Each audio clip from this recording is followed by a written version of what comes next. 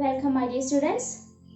Now we can move to the last section of work energy power, that is conservation of energy.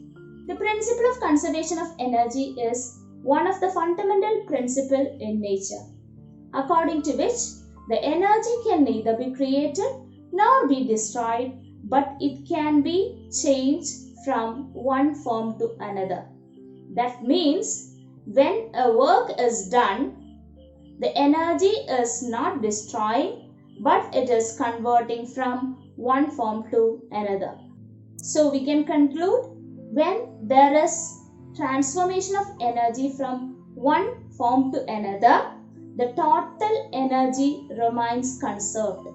When we think about the mechanical energy, as we all know, mechanical energy has two forms: potential energy and kinetic energy. When a work is done, there is an interchange between potential energy and kinetic energy. If there is no loss of energy in other forms, the total mechanical energy of a system remains conserved. That means, if there is an interchange between potential energy and kinetic energy, the total mechanical energy remains conserved under the condition that there is no loss of energy in other forms. We can verify this law of conservation of mechanical energy by using two examples. The first one is freely falling body and the other is simple pendulum. A freely falling body is a body falling under gravity. Let's verify the law of conservation of energy of a freely falling body theoretically.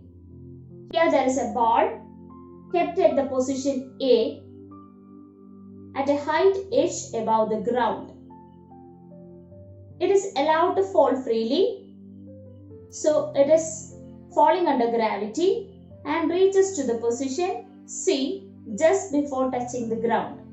So according to the principle of conservation of energy, the sum of the potential energy and the kinetic energy remains conserved, or the sum of the potential and kinetic energy remains same throughout the motion.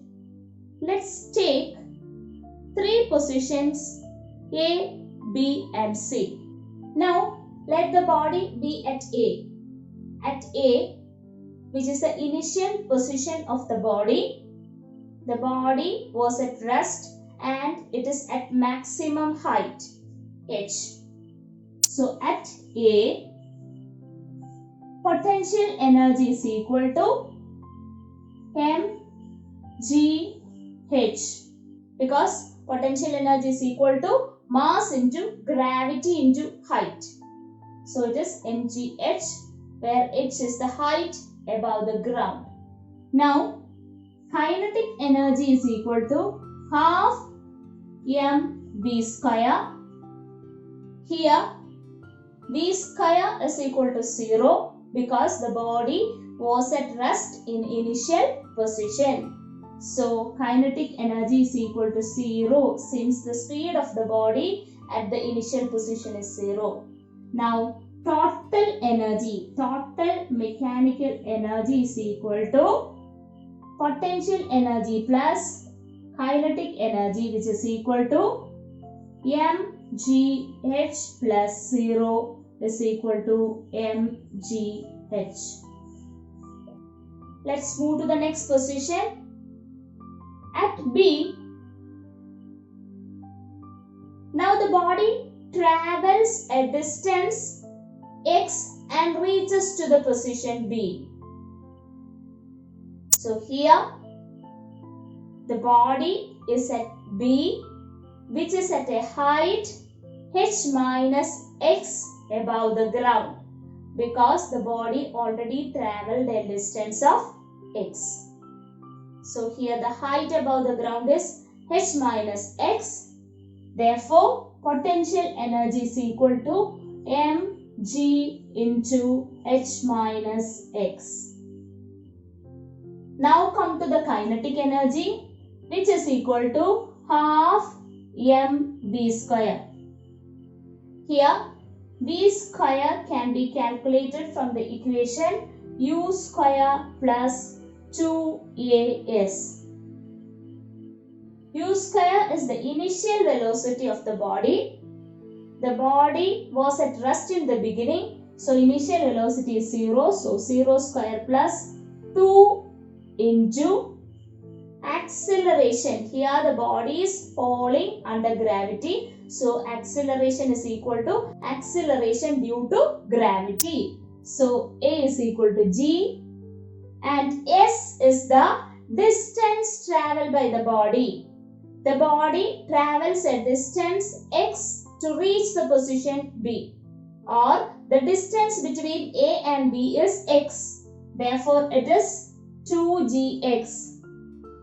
So, V square is equal to 2gx and kinetic energy half mv square is equal to half into m into 2gx. On cancelling 2 and 2, we will get it as mgx. Now the total energy, which is equal to potential energy plus kinetic energy, is equal to mgh minus x plus mgh. That is mgh minus mgx plus mgx. On cancelling, we will get mgh. So, in this position also, the total energy is mgh. Now, the body completes its journey and reaches to the position C, which is just before touching the ground. So that at C, the potential energy mgh is equal to 0 because the ball just touches the ground, hence h is equal to 0. Here potential energy is 0. Now kinetic energy is equal to half mv square, where v square is equal to u square plus 2as. Here the body starts from rest. Therefore, the initial velocity u is equal to 0. So, 0 square plus 2 into g. It is falling freely under gravity. So, acceleration is g and s is equal to h because the body travels the whole distance h and reaches to the ground. Therefore, here v square is equal to 2gh and kinetic energy K is equal to half m into 2gh, which is equal to mgh. Now, total energy is equal to 0 plus mgh is equal to mgh. So, at 3 positions A, B and C, the total energy is mgh. It proves the law of conservation of mechanical energy. So, we can conclude the total mechanical energy at any point is equal to sum of the potential and kinetic energy, which is same throughout the motion. Now, if a graph is plotted by taking the energy along y-axis and height along h-axis, the maximum energy here is mgh. And the maximum height is h. So we can plot the graph within this area. Now at maximum height h, the body was at rest, and in the case of potential energy, the potential energy is maximum at height h, and which is equal to mgh. And this potential energy decreases and reaches to 0 when the height becomes 0. So this is the graph for potential energy. Now for the kinetic energy, at maximum height h, the body was at rest. So kinetic energy is 0, which increases and reaches to mgh when it reaches to the ground, that is h is equal to 0. So this is the graph for kinetic energy. And we will get a point there the potential energy and kinetic energy graph meet. At this point, the potential energy, the value of potential energy is equal to the value of kinetic energy, or at this position the potential energy and the kinetic energy will be same. The total energy is mgh. Therefore, potential energy plus kinetic energy must be equal to mgh. When they are equal, it must be mgh by 2. That means potential energy, if potential energy is mgh by 2 and kinetic energy is mgh by 2 only, we will get the total energy as mgh. That means at this position the energy is mgh by 2 and the height will be h by 2, because it happens only when the distance traveled by the body and height above the ground is same, that is both are h by 2. Now in the case of bodies throwing vertically upwards, the work done in throwing it upwards will store as kinetic energy. So the kinetic energy will be maximum at initial position.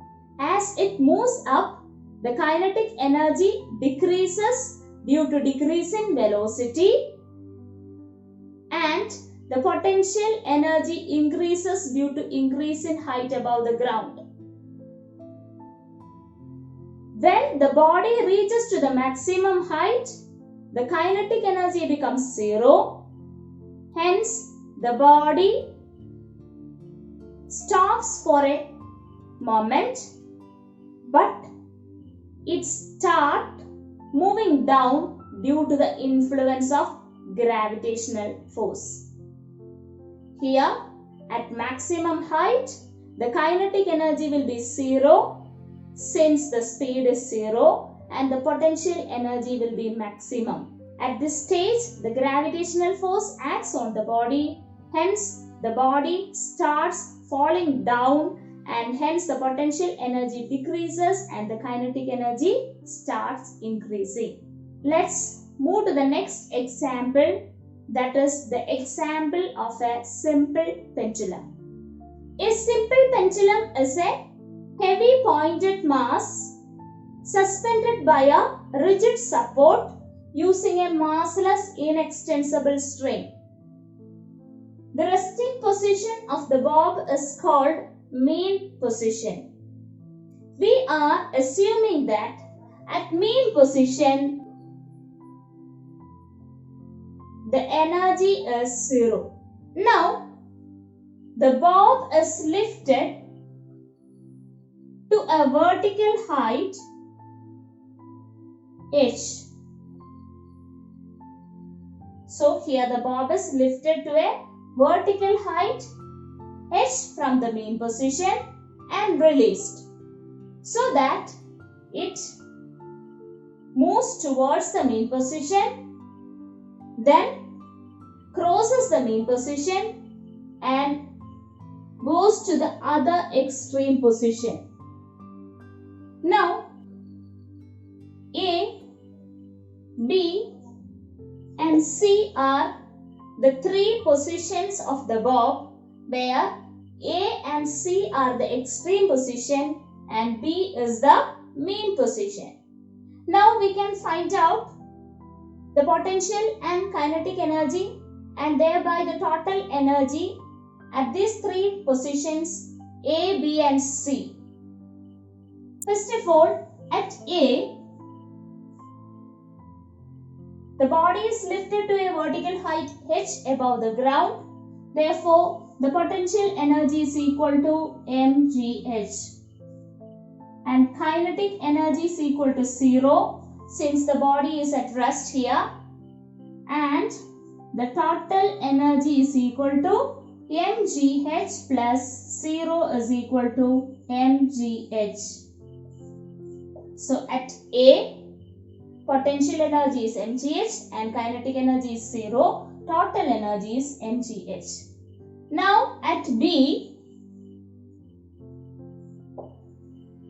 the bob is released and the body travels a distance equal to the amplitude and reaches to the position B. Here U is equal to mgh, where h is the height above the ground. In this case, h is the vertical height from the mean position. So, in this case, h is equal to 0. Therefore, potential energy is equal to 0 since h is equal to 0. Now the kinetic energy is equal to half mv square, and this v square can be calculated using the equation v square is equal to u square plus 2as. Now v square is equal to, here the body was at rest, so u square is equal to 0 plus 2 into the body. When the bob is released, it is moving under the influence of gravitational force, and hence A is equal to g, that is acceleration due to gravity, and about the distance. The force is gravitational force and work done is force into displacement in the direction of force. So we want to take the displacement in the direction of force. Even then the body travels a distance equal to the amplitude, the displacement in the direction of force is only h, because the body is under the influence of gravity and the gravitational force acts downward. So we should take h as displacement. So here v square is equal to 0 plus 2gh. Therefore v square is equal to 2gh. And kinetic energy is equal to half mv square, which is equal to half into m into 2gh.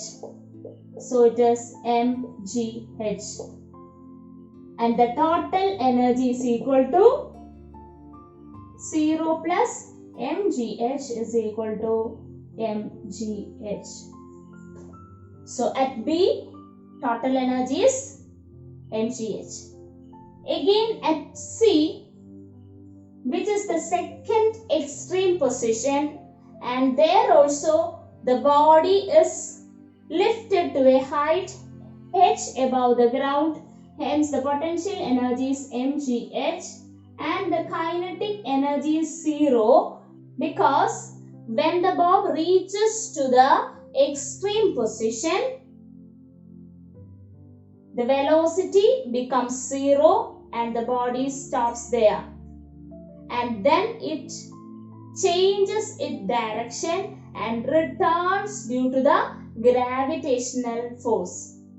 At that position, the kinetic energy is 0 because the velocity becomes 0 there, and the total energy there also is mgh. So we can conclude that for a simple pendulum, at the three positions, that means at mean position and at two extreme positions, the total energy is equal to mgh, which is equal to sum of the potential and kinetic energy. So we can prove there also that the total energy remains conserved. Let's do some numericals related to this law of conservation of energy. A metal ball of mass 2 kg is allowed to fall freely from rest from a height of 5 meter above the ground. Taking g is equal to 10 meter per second square, calculate the potential energy possessed by the ball when it is initially at rest, the kinetic energy of the ball just before it hits the ground, what happens to the mechanical energy after the ball hits the ground and comes to rest.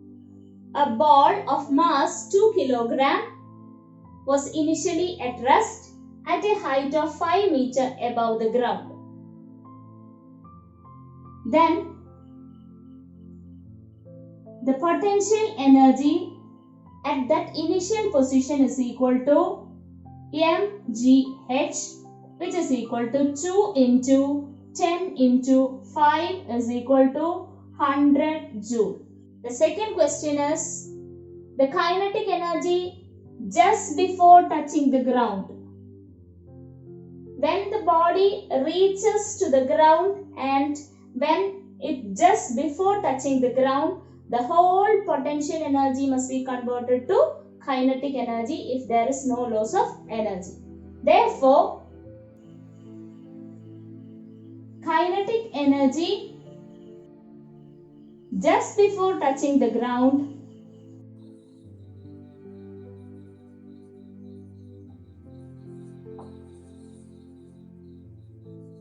is equal to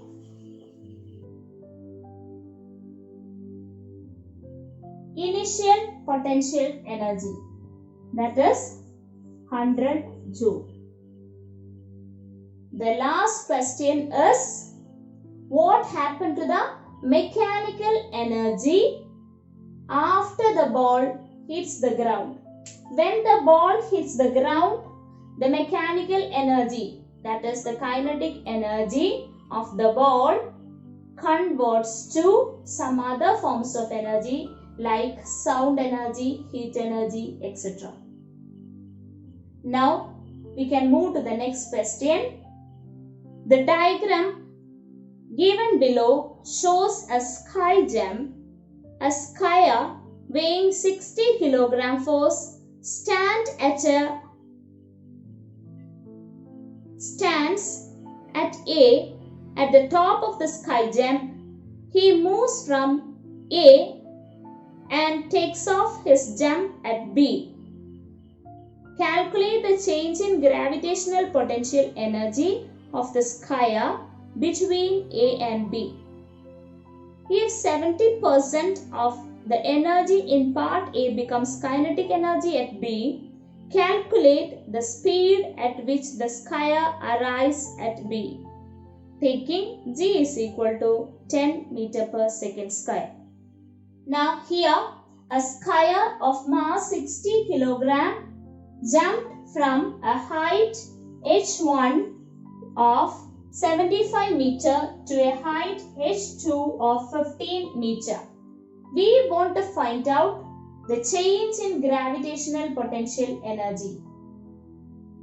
As we all know, change in gravitational potential energy is equal to mg into h1 minus h2, which is equal to 60 into 10 into 75 minus 15.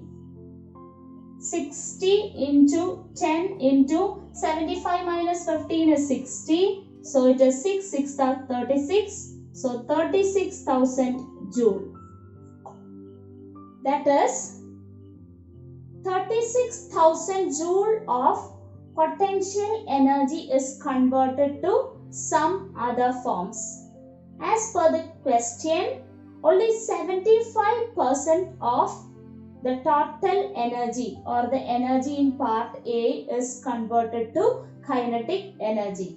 That means only 75% of 36,000 joule energy is converted to kinetic energy. Here we can write 100% is 36,000 joule. We need 75% which is kinetic energy. Therefore, kinetic energy is equal to 36,000 into 75 by 100. Which on multiplying we will get it as 27,000. So kinetic energy is 27,000 joule, or kinetic energy half mv square is equal to 27,000 joule. Now v square is equal to 2 into 27,000 divided by m. So it is 2 into 27,000 divided by 60 and it is 3. So the answer will be 900. So v square is equal to 900 and v is equal to root of 900, which is equal to 30 meter per second. A hydroelectric power station takes its water from a lake whose water level is at a height of 50 meter above the turbine. Assuming overall efficiency is 40%, calculate the mass of water which must flow through the turbine each second to produce a power output of 1 megawatt. Take G is equal to 10 meter per second square. As we all know, a hydroelectric power station converts the potential energy of water into kinetic energy of the turbine. Thereby it changes to electrical energy. Overall, the potential energy of water at a height is converted to electrical energy. Here in the question, the hydroelectric power station has only 40% efficiency. That means 40% of potential energy is converted to electrical energy. And the power output is 1 megawatt. It means that 1 megajoule of energy is released in 1 second. As per the definition of power, power is work in unit time. Power is 1 watt means 1 joule of energy is spent in 1 second. So we can say 1 megawatt of electrical energy is produced in 1 second here. So we can write energy produced is 1 megajoule in the time of 1 second. This 1 megajoule electrical energy is only 40% of the total potential energy. So only 40% of the total potential energy is 1 megajoule. Then 100% is the potential energy. Therefore, potential energy can be calculated from 1 megajoule into 100 divided by 40. 10 by 4 is 2.5. So 2.5 into 1 megajoule. It is 2.5 megajoule. So the total potential energy is 2.5 megajoule. What is potential energy? Potential energy is mgh. So mgh is equal to 2.5 megajoule. Mega means 10 raised to 6. So here we can write 2.5 into 10 raised to 6 joule. Here we want to find out the mass. G is given, it is 10 meter per second square, and H is given, which is 50 meter. Therefore, M is equal to potential energy 2.5 into 10 raised to 6 divided by G into H, that is 50 into 10. So we can write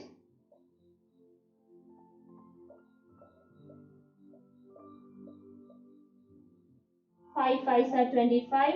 So it is 5,000 kilogram. So the answer is 5,000 kilogram. Hope you all understood all the concepts related to conservation of energy. Thank you and have a nice day.